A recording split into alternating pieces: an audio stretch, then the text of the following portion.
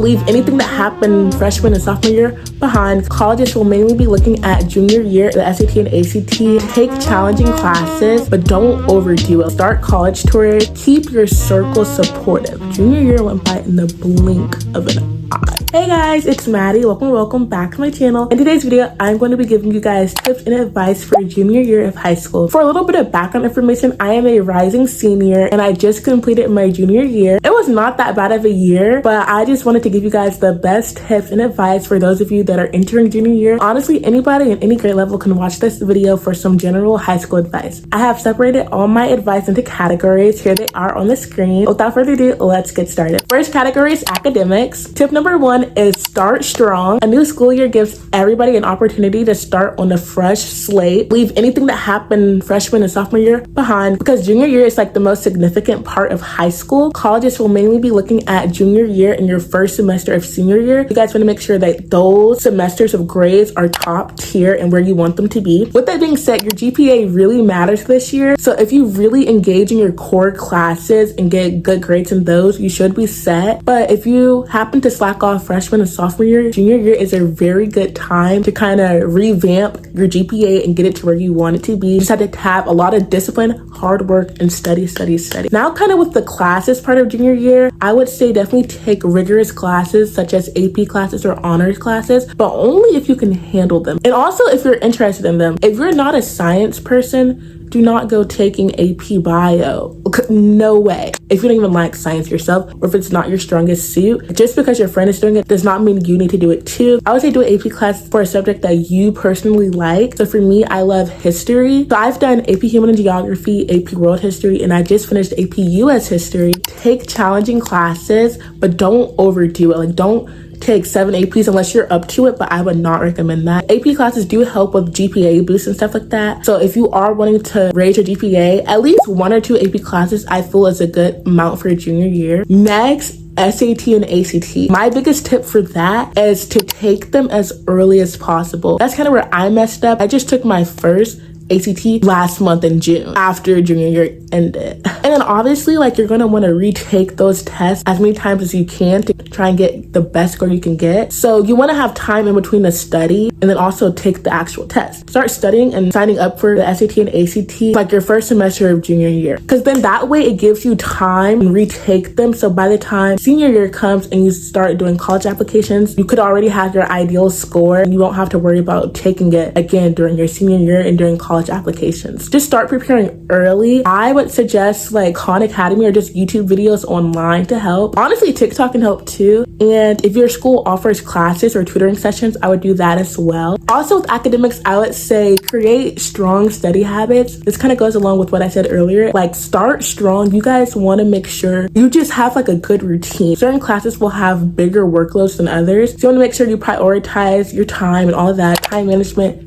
is key. My biggest study tips are flashcards. When you write stuff down, it is scientifically proven that it'll help you remember it better. Like, I know a lot of stuff is like digital now and online, but I think if you handwrite your notes, rewrite them with flashcards and stuff, and to constantly study those flashcards, they will help so much, and it'll honestly help you in the long run. And then once you have them for each unit, by the time exam season comes, you already have a whole study guide from all those flashcards that you made throughout the year. Also, like the Pomodoro method, I don't know if I'm pronouncing that right. That's when you do a certain subject for, let's say, 30 minutes, then you have like a 10-minute break, and then you start again. That's basically just like taking breaks, but it's so you won't just work till you can't anymore. Guys, be sure to prioritize your mental health and take breaks when needed. Also, guys, do not procrastinate. That, oh my gosh, that kind of hurt me a lot this year. I'm like a D1 procrastinator. Like, you will never catch me doing something early. Sometimes if I'm like really locked in, I will do my assignments early just to get them out the way. But like, you know, when the school year is just not giving and it's like so close to a break and you just want to procrastinate, don't do it. At least try your best not to, because I know it's kind of hard, but it'll help you so much in the long run and just make you way less stressed. So more classroom advice, I would say get on your teacher's good side. And I don't mean be a teacher's pet or anything, but you want to have the reputation of a good student who does their work, is nice, turns their work in on time, stuff like that. Because once you have that good like persona about you, when the time comes where you need a little extra time, like 15 minutes past the deadline or another day to work on an assignment, or if you want that B turned to an A at the end of the semester, like that 89 to a 90, your teachers will notice your consistent work ethic. They will most likely be inclined to change it if they know that you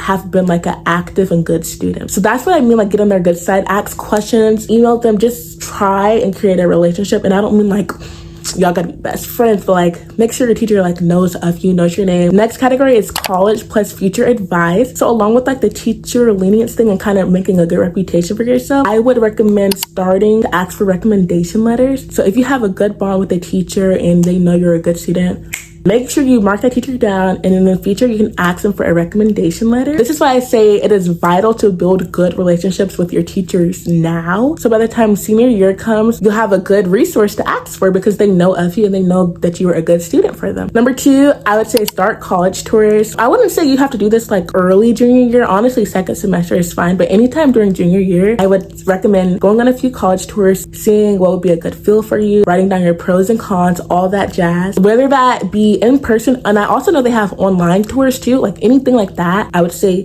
go ahead and do it. Just kind of put your foot in the water and you can kind of get a feel of colleges that you would want to put on your college list. And that's another thing. I also have to make a college list like in your notebook or in your notes app, and you can just write colleges that you are interested in or have heard good things about. And that way you can have like a kind of narrowed down list on the colleges that you want to visit. That's kind of it for like college stuff, because that's more like for senior year, but for junior year, those are like the 2 things I would definitely say do. Next category is lifestyle and social advice. Guys, this is low-key my favorite category because I could talk on and on about this. Number 1, keep your circle supportive. Have friends that are good for you. You guys want to surround yourself with friends that uplift you, motivate you, are nice, aren't mean. Just people who will not drain your mood at all. You don't want to hang around the wrong crowd and then get soaked into that mess, because I promise it's not cute. Like from the outside looking in, like on those friend groups who are just kind of messy and just do bad things, for me, it just doesn't look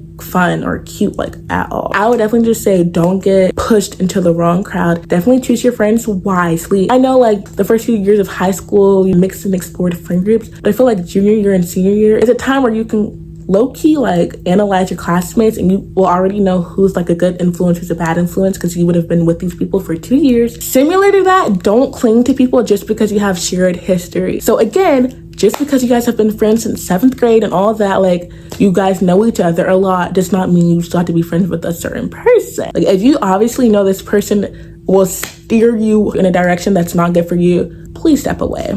Please step away. I said this in my freshman year video, but I still stand by this. Do not let loneliness drive you guys back to toxic people. Because I know like a lot of people, when they're lonely and they don't have friends, they go back to the friend group that literally did not care about them at all and kind of drained their energy. I promise there's another person out there who's probably looking for a friend. So do not feel peer pressure to go back to people that don't serve a purpose in your life anymore. Okay, next tip in this category is be active and like go to school events. Definitely go to the football games, basketball games, like anything. Join clubs, because this is a good time to start your resume. Join a few clubs, after school activities. In the long run, they'll be perfect to put on that resume of yours in the future when you start doing college applications or job applications. Next tip in this category is don't compare yourself to others. I know this is very cliche and you've probably heard this 1,000 times, but it is so true. Junior year, a lot of things will be happening. For most schools, it's your first prom year. And then like I said earlier, ACT, SAT, and people will be telling their scores out loud, especially if they scored good. So if you hear somebody got a 1,500, don't compare yourself. You never know, that could be like their 10th time taking it and then they got a 1,500. But like you don't know that more to the story besides the score. Same when like people are comparing test grades and stuff like that. Focus on your growth, like see what you can learn from your test rather than being jealous of other people. I feel like it's not helpful at all. Really just focus on your growth and like internal things that you can change. Everybody's journey is different. Your road could lead to a different destination than your peers, so that's completely okay. Don't feel pressure to take like 5+ AP classes just because your classmates are doing it. I promise you do not need to take all those APs unless, like I said, you want to. Don't compare yourself because you're taking a little bit of APs and they are taking more. It's fine. Another piece of advice I would say is document your year. These are like your final years of high school, so I would say definitely vlog. make a scrapbook, any type of thing, take pictures, make memories and take pictures, because I know people say this all the time. They're like, high school goes by so fast, but like it truly does. Like junior year went by in the blink of an eye. Try your best to live in the moment and just make the most out of everything. Kind of just like an overall message, figure out who you are, not what other people want you to be. I know that was looking kind of good. Like, Maddie, you popped off with that one. I'll say it again, okay? Figure out who you are, not who other people want you to be. I feel like this is pretty much self-explanatory. Junior year is a time where you're gonna want to start figuring out like your interests and likes, because that'll kind of help you pick a major. I'll also put this out there, college is not for everyone. I would say truly analyze your motives in life and like what you want to do, and that can kind of determine what you want to do in the future, like college, no college, and what kind of classes you want to take. But if you are planning to go to college, definitely take classes that you have interest in, like for your electives. If you want to be entrepreneur, definitely take like business classes, finance if they offer it, AP Stat, just like classes like that can kind of teach you that in advance, and then you may not have to take those classes in college. Also, just with like social life in general, don't be so easily persuaded by other people's opinions, because people will say stuff, but it literally does not matter. Other people's opinions of you does not change you at all, because you are you, they are them. And the thing with high school, you're never going to see these people again unless y'all happen to go to the same college, but like it's very unlikely that if y'all do, you'll have like classes together. These people's opinions do not matter. Wear what you want, because at the end of the day, it's just high school, and these are 4 years out of your life, and you have so much life to live. So don't let other people's thoughts about you structure who you are. Be your own person. Be your own person. All right, guys, next category is mental health. This category, make sure you guys pay attention, because I don't want any of you guys burnt out. Number one in this category, protect your sleep schedule. And that's coming from a person whose sleep schedule is low-key kind of cooked. I go to sleep, it can vary. It could be 10 o'clock, 1 a.m., 3 a.m. It literally doesn't matter. But I would definitely say prioritize your sleep and protect your sleep schedule. It is so much better to be well rested and have a good night's sleep than come to school off of like a 2-hour sleep. That's basically a nap at that point. No, I would not recommend it, because you're gonna be so tired during the day. You're gonna be so inclined to sleep in your classes, and it's just not worth it. Get your sleep. So you guys know those days where you low-key forget you have a test the next day and you have to cram. I would definitely say don't cram. Get that sleep, because if you don't get enough sleep and try and take a test on like 2 hours of sleep, your brain is gonna be so confused. Your brain is not gonna be able to function as well as it could with more sleep. Obviously, you can cram, but like once it becomes like 11 p.m., cut it. Like just stop. Hope for the best. My biggest advice is to get a good night's rest.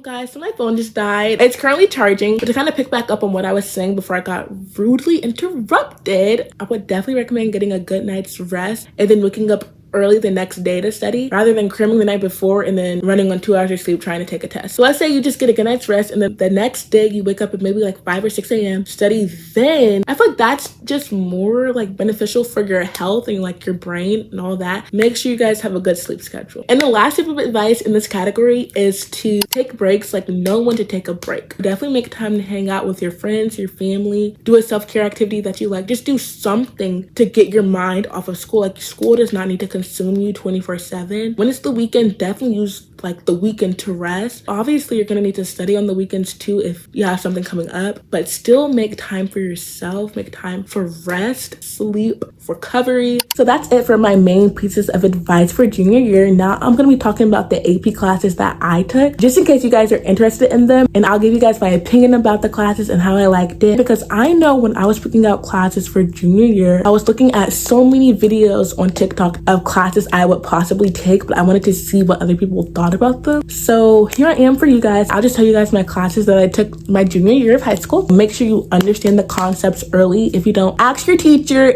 AP US History, I talked about this a bit earlier in the video. This class is very writing heavy. It is a lot of writing. You're gonna have things called LEQs, SAQs, DBQs. Like, it's just a lot of writing. When I mean writing, like, we typed all of those, but still, like, you have to like type paragraphs. It's a lot. You actually have to like know the information and know like the dates and historical context of things, because that's kind of like what they're gonna ask you in the writing prompts. Like, what's an event that happened prior to this and how did that affect this and future events? Like, you have to know how that event is correlated to something that happened 30 years later. That's what I mean. Like, you actually have to retain the knowledge rather than just remembering it and then forgetting the next unit. It's not going to work for you for APUSH. It's very different from AP World. If you took that, like AP World, you looked at obviously the whole world, but this is strictly just like United States history. It's gonna go way more in depth on things that y'all learn in AP World. The detail in all these like things we learned is very particular, so just make sure you guys are up to date with your stuff. The class is okay. Like, honestly, if you study Heimler history, watch Heimler history, guys. He